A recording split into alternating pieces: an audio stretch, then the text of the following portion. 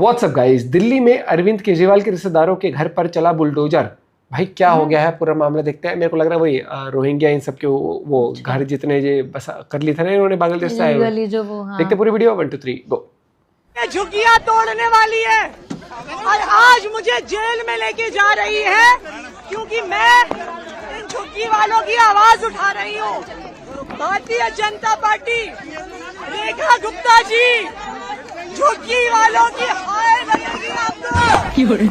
हाय तो किसी की लगती भैया, हाय लगेगी। हाय हाय मार लेना भाऊजी, आप तो पूरा फुल फॉर्म में आ गई हो। जिसकी उम्मीद थी जनता को कि अपने भाइयों को, रोहिंग्या बांग्लादेशी भाइयों को बचाने के लिए आप हाय हाय आय हाय करोगी। यार जनता का तो छोड़ो, लेकिन तुम्हारे मालिक ने भी अनुमान लगा लिया था कि अगर बीजेपी की सरकार आई तो कुछ ऐसा होगा। ये ध्यान में रखना कि अगर गलती से बीजेपी की सरकार आ गई तो आपकी झुग्गी बचने वाली नहीं है।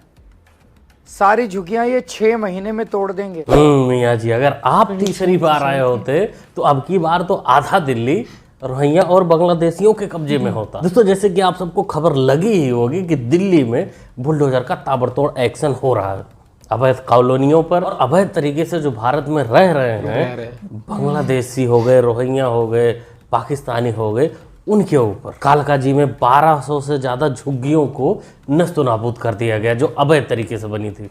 उसके बाद गोविंदपुरी हो गया, पाटला हाउस हो गया, जामिया नगर हो गया, तैमूर नगर हो गया, वहाँ जमकर बुलडोजर गरजे हैं और वो भी सुप्रीम कोर्ट के आदेश पर। रेलवे ट्रैक के पास जो भी झुग्गियां बनी हुई थी उन पर बुलडोजर चल गया। इसके पहले कांग्रेस थी, पानी दिया, बिजली दिया है, सब नाली बनाया, सारी व्यवस्था थी तो सरकार ने दिया, तो कोई दूसरा तो दिया नहीं, तब इनको नजर नहीं आया। बिल्कुल सही भाई, करती तो सब कुछ सरकार ही है, लेकिन कांग्रेस जब तुमको बसा रही थी उस समय अगर तुम समझ गए होते कि कांग्रेस तुमको क्यों बसा रही है तो शायद आज ये दिन देखने को नहीं मिलता कि तुम सिर्फ एक वोट बैंक। उनको चिंता तुम्हारी नहीं थी, उनको चिंता सिर्फ वोट बैंक की थी, ना तुम्हारी थी, ना दिल्ली की थी, ना देश की थी। और बीजेपी को खुद मैंने दिल से वोट दिया है और मैं बीजेपी चुनती हूँ हर बार और मैं आगे भी चाहती हूँ बीजेपी रहनी चाहिए हमारे देश की। ये जरूरी नहीं कि झुग्गी रहे या ना रहे, बट सरकार बीजेपी की रहनी चाहिए। वैसे हम लोगों को आदत पड़ चुकी है, इसीलिए यहाँ से जाने का दिल नहीं करता है। आपके पास आप वोटर हैं दिल्ली की जी। ये होती है देश के लिए सोच, देशभक्ति सोच। जिसकी झुग्गी टूटती है वो भी सरकार के साथ, मौजूदा सरकार के साथ खड़ी है। उसको लगता है कि ये झुग्गी एक अलग मसला है, बाकी देश के मुद्दे अलग मसले हैं।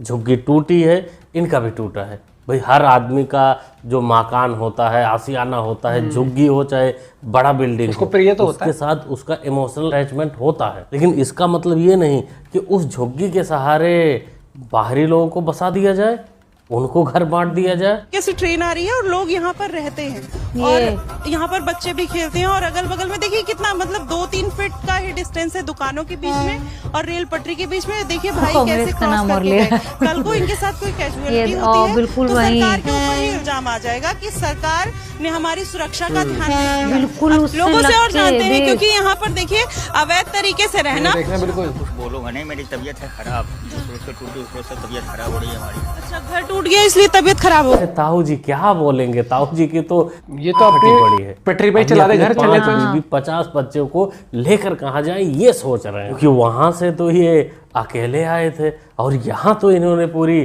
कॉलोनी बना रखी है।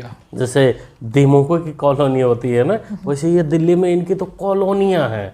अब ये वापस कैसे जाएंगे उन सारे साम्राज्य को लेकर। बाकी वीडियो में जहाँ तक बात रही दिक्कत की, कि दिक्कत इन लोगों को होगा, बिल्कुल नहीं, इन लोगों को दिक्कत नहीं होगा, दिक्कत यात्रियों को होगा, सरकार को होगा। क्योंकि ये लोग बस स्टैंड के बाहर हो गए, रेलवे क्रॉसिंग के आसपास हो गए, रेलवे पटरी के आसपास हो गए।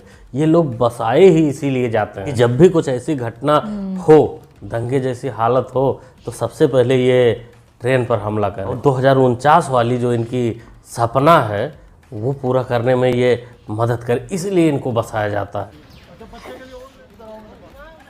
ये लेके आए ना जितने भी वो थे, जैसे इलीगली रह रहे थे जो।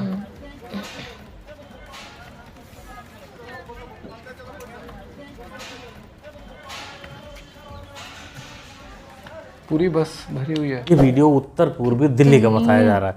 जहां 31 खातूनों को पकड़ा गया है, साथ में मर्द भी उसमें शामिल है जो बांग्लादेशी हैं, अवैध रूप से यहाँ रह रहे थे। और इसमें सबसे मज़ेदार बात ये है कि 13 मोहतरमाएँ लोडेड हैं पूरा। कुल मिलाकर केजरी मियाँ की टीम में 13 और लोग शामिल होने वाले थे, लेकिन दिल्ली पुलिस इनको पकड़ ली है, इनको भेजने की तैयारी कर दी है बांग्लादेश। इसीलिए मार लेना भौजी जोर जोर से रो रही हैं, हाय लगेगी, हाय लगेगी। पुलिस वाले तुम ये जनता नहीं है, मजाक है ये देख लो, ये मोदी की सरकार है। गाली नहीं। अच्छा, गाली नहीं। दुकान कौन सी है? ये रही हमारी दुकान। हमने हमने 1-1 रुपए जोड़ के ये बनवाया था। हमें सड़क के ऊपर आ रहा है ना, इंक्रोचमेंट है, अतिक्रमण। आपकी गवर्नमेंट सरकार है तो आप हमें पहले बोलना चाहिए था। आपने बोला था कब्जा करने से पहले। हमने कब्जा कहाँ, कुछ सरकार को बताया था, नोटिस दिया था कि कब्जा कर। ये तो बताओ हमने क्या कब्जा करा है? ये सड़क के ऊपर आपने निकालो, कब्जा नहीं है। तो सारे लगा रहे हैं सर। शाबाश बेटा जी, सब लोग कर रहे हैं, तुम भी करोगे। और जब इनक्रोचमेंट को हटाया जाएगा, वोट भी नहीं दे रहे, उनके भी तोड़ रहे हो, प्रधानमंत्री को ही गाली दोगे। तो कहते हैं इन जाहिलों को जो इनका इंक्रोचमेंट है, अवैध कब्जा है, उसके साथ साथ इनका अवैध पिछवाड़ा भी तोड़ना चाहिए, जिससे ये इतना तो समझ में आए कि देश के प्रधानमंत्री को गाली नहीं बकते। मैडम जी को इतना ही प्यार है ना बांग्लादेशी रोहिंग्याओं से। मैडम जी ने बोला मैं ना हिंदू करती हूँ ना मुसलमान करती हूँ, मेरे लिए इंसानियत पहले। तो आप अपने घर पे बसा लो। अगर आप अपने घर पे बात आई तो मेरे घर पे क्यों बसाऊंगी? तो भैया जब ये अपने घर पे नहीं बसा सकते तो हम भारतवासी अपने जमीन पर क्यों बैठाए भैया उनको? टैक्स हम भरे, जॉब हम करे, GST हम भरे, CST हम भरे, वैट हम भरे, और भैया खाए हमारे बांग्लादेश वाले। और हमारे पैसों से तुम खा रहे हो, उसके बाद हमारे ऊपर पत्थर चला रहे हो, हमारे जेब काट रहे हो, हमारी बहन बेटियों की इज्जत लूट रहे हो, चैन खींच रहे हो। नहीं, और कौन खींच रहा है? भैया हमें तो नहीं पता, हमने तो देखा नहीं, जांच नहीं किया। तो हो सकता है आपके घर से भी कोई निकला होगा। भाई मेरे घर से कोई नहीं है। इन्हीं जाहिल मानसिकता को वजह से देश गुलाम था पहले। इन्हीं जाहिल मानसिकता की वजह से केजरी और कांग्रेस जैसी पार्टियां कितने सालों से दिल्ली पर राज की हैं, दिल्ली में लगातार जीतती आई। इसका जो प्यार है अपने भाइयों से, अपने बांग्लादेशी भाइयों, कैसे बोल रही कि वो लोग जेब नहीं काटते, वो लोग प्यारे बच्चे होते हैं।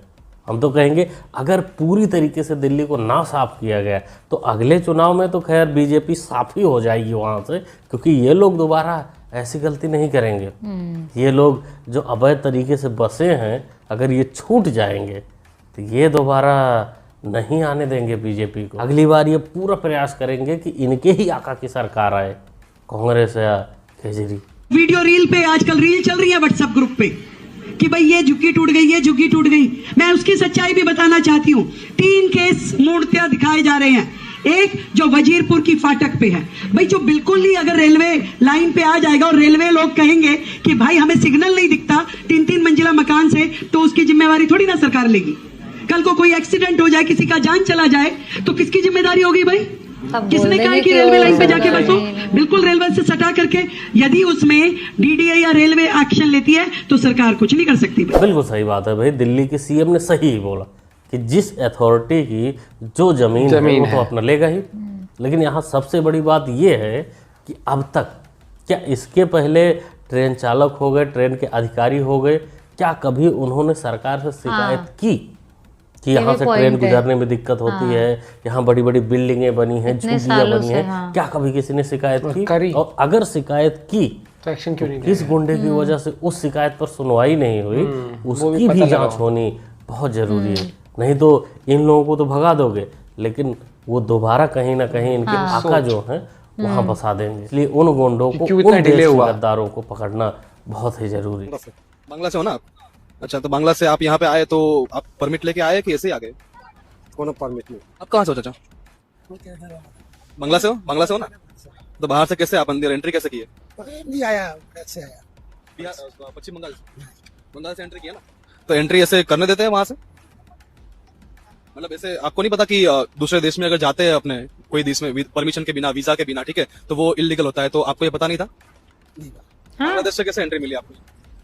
वो छोटा, जब छोटा था तब आया था। कौन लाया था? मम्मी पापा लाया था। वो बांग्लादेश से? बीवी है? हाँ, बीवी। बच्चे कितने हैं? बच्चे एक है। अभी कहाँ पे जाओगे ये सब लेके? अबे गाय कोई मालूम नहीं। तो बांग्ला में कुछ काम नहीं है तो लोग यहाँ पे आ रहे हैं। काम धंधा नहीं है तो इसलिए मजबूरी पे आना पड़ता है। कितने लोग रहते होंगे यहाँ पे? 1000, 2000, 5000? 1000 2000 ऐसा रहता है। कितना खूबसूरत दृश्य है, किसी को पता ही नहीं कि वीजा उजा भी लगता है, कोई कहीं से आ रहा है, कोई कहीं से आ रहा है, मतलब कुल मिला के एकदम पूरा धर्मशाला बन गया है। यहाँ ये रहते हैं, यहाँ ये हिंदुस्तान का खाते हैं, खूब सारे बच्चे पैदा करते हैं और बाद में ज़रूरत पड़ती है तो पत्थरबाजी में भी शामिल हो जाते हैं। ऑलराउंडर लौंडे को देखो जो बात कर रहा है, ये 14, 15, 16 साल का है, शादी भी हो चुकी है, इसका एक बच्चा भी है। और ये आजकल का आया हुआ बच्चा नहीं है, इसके माँ बाप इसको लेकर आए थे हिंदुस्तान, पश्चिम बंगाल के सहारे, वहाँ से होते हुए। ये गुजरात का वीडियो है। लगभग जितने लोग पकड़े जा रहे हैं, जिनको भेजा जा रहा है, जिनके ऊपर कार्रवाई हो रही है, वो सब 1980, 1990, सन 2000 यहाँ तक के रहने वाले हैं। वो उस समय आए थे। तो लोगों ने जो एक पर्टिकुलर ग्रुप से बिलोंग करते हैं, वो उन लोगों ने मुझ पर टारगेटेड अटैक किया। मेरा इरादा किसी की भी रिलीजियस भावनाओं को, सेंटिमेंट्स को हर्ट करना नहीं था। इसलिए मैं आप लोगों से हाथ जोड़कर सिर्फ इसलिए माफ़ी मांगता हूं तमाम हिंदू भाइयों से कि वो चीज़ें मेरे आईडी से आप तक पहुंचाई गई है, मेरे आईडी के ज़रिए आप, भले वो एडिटेड वे में हो, लेकिन मेरे आईडी के ज़रिए आपके तक पहुंचाई गई है और आपके सेंटिमेंट्स को हर्ट किया गया है। इसलिए मैं अपने दिल से और दिमाग को हाजिर करते हुए आप लोगों से, तमाम हिंदू भाइयों से माफ़ी चाहता हूँ। ना मुन्ना ना, बिल्कुल नहीं, माना ही नहीं जाएगा, क्योंकि तू ही तो वो था ना जो कहता था कि हम किसी से नहीं डरते, और आज माफ़ी, ये गलत बात, ये नहीं माना जाएगा। वजाहत खान ये कह रहा है कि इसके आईडी से किसी ने पोस्ट कर दिया। कैसे पोस्ट हो गया इसको पता नहीं। ये हर बार का हो गया है, देवताओं को गाली जो भी ऐसी गड़बड़ करता है यही कहता है हमेशा, हिंदू सेंटिमेंट मेरा दोस्त के हाथ में फोन था, इसको कुछ नहीं पता। कैसे शर्मिष्ठा के खिलाफ कैंपेन चलाया, उसके खिलाफ वीडियो बनाया, उसको अरेस्ट करवाया, इसको कुछ नहीं पता।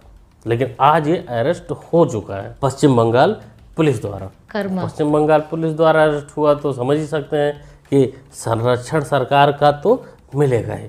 लेकिन बड़ा अपडेट ये है कि इसमें हरियाणा पुलिस, असम पुलिस और बाबा की पुलिस, उत्तर प्रदेश वाली, ये लोग भी लाइन में लगे हैं। जिस दिन ये बाहर आएगा उस दिन ये लोग अपना काम शुरू करेंगे। कहीं पहले यूपी के हत्थे लग गया तो और किसी हत्थे लगने की जरूरत पड़ेगी ही नहीं। 27 में यूपी में अखिलेश यादव फिर से मुख्यमंत्री बनेंगे, ये कोल्हार गांव में दावा करके जा रहे हैं। और 210 सीट के आसपास अखिलेश यादव की आएगी। चाटना भी आसान नहीं है साहब, हुनर चाहिए, एक टैलेंट होना चाहिए इंसान से कुत्ता बनने के लिए। अवध ओझा यूपीएससी की परीक्षा में फेल होने के बाद अब ये एसएससी की तैयारी में जुट गए हैं। हम तो कहेंगे भगवान ही बचाए अखिलेश को, क्योंकि ये बड़ा खतरनाक प्राणी है। काशी का एक पंडित हमारा हाथ देखा, बोला कि तुम्हारे हाथ में कंस्ट्रक्शन का लाइन नहीं है, लेकिन डिस्ट्रक्शन का 4 गो लाइन है, तो हम किसी का बना तो नहीं सकते, लेकिन मिटा जरूर नहीं। और ये रिलेट कर दिया। क्या कहना चाहते हैं, क्या सोचते हैं, कमेंट बॉक्स में दीजिए इनके बारे में, ओझा के बारे में। बाकी ओवरऑल जो वीडियो में आपको दिखाया उसके बारे में आप लोग क्या कहते हैं, क्या सोचते हैं, अपनी राय जरूर दीजिएगा। मुन्ना भाई को सपोर्ट भी भाई साहब गजब। मैं एक ही चीज़ कहना चाहता हूँ कि इतने जाहिल, इतने अनएजुकेटेड लोग हैं। एजुकेटेड और अनएजुकेटेड का मतलब डिग्री नहीं होता, हमेशा ये होता है कि एक समाज में रहते हुए आपको क्या बोलना है क्या नहीं बोलना उसकी समझ होनी चाहिए।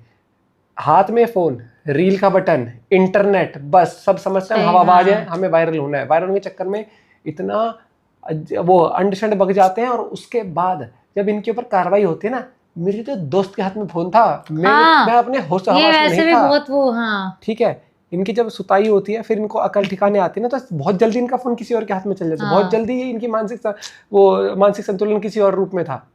मत करो भैया, क्रिटिसिज्म अलग होता है, अपना पॉइंट ऑफ व्यू रखना अलग होता है, लेकिन किसी को टारगेट करके बोलना और वो चीज़ अलग होता है। जैसे हम एग्जाम्पल कॉमेडी वीडियोस देखते हैं, राहुल गांधी की स्पीच पे कॉमेडी पे रिएक्ट कर देते हैं। दैट इज लाइक कि उन्होंने जो करा है उसके ऊपर हम हंस रहे हैं, मजाक कर रहे हैं। फिर हमारा पॉइंट ऑफ व्यू आगे पॉलिटिक्स में, क्या हमें लगता है कि वो सही कैंडिडेट है नहीं है हमारे पॉइंट ऑफ व्यू में। लाइन क्रॉस करने जैसे ये हाँ। वो बोल रहा था, गाली जो दिया था कि हमारा दुकान तोड़ दी, इतनी गंदी गंदी गाली। भाई क्या बताऊं मैं, इस देश के अंदर ना कलाकार बहुत है। रेलवे स्टेशन की वो पटरी के बिल्कुल वहां चिपका के तो हाँ, बना वो देंगे तो- हर एक चीज, फिर रहते रहते ये मतलब क्या, मतलब थोड़ा तो समझो आप जो अरे गलत उनके करते खुद के लिए आए भी हो। वो नहीं है, मान ले उनका तो चलो हल्के से भी कुछ ट्रेन में ऊंच नीच हुई, तुम भी जाओगे और वो भी। फिर ये कह देंगे कि भैया हमारे साथ तो जाती हो रही है। सेंस और सेंसलेस होने में यही फर्क है। आबादी कंट्रोल करनी नहीं है, 5-5 10-10 बच्चे आज भी लोगों को करने हैं। फिर कह देंगे ट्रेन में जगह नहीं मिलती, बस में सीट नहीं मिलती है। फिर कह देंगे कि बहुत भगदड़ मच जाती। पहले तो भगदड़ वाले इलाके में जाना छोड़ दो। दूसरी बात, आबादी पे कंट्रोल आज खुद सोचोगे तब जाके आगे जाके होगा। स्टेप्स लो, ये मत बोलो कि ऊपर वाले की देन है, बच्चे 10 हो 15 हो। अरे भैया कर तुम रहे हो और तुम जो कर रहे हो वो फिर तुम कहीं ना कहीं घूम फिर के आता ही है। अपना पॉइंट ऑफ व्यू आप लोग भी शेयर कर सकते हो। मैं तो ये कहूँगा थोड़े से सिविक सेंस लेके आओ दोस्तों। मिलते हैं आप लोगों के साथ, बाय बाय, टेक केयर।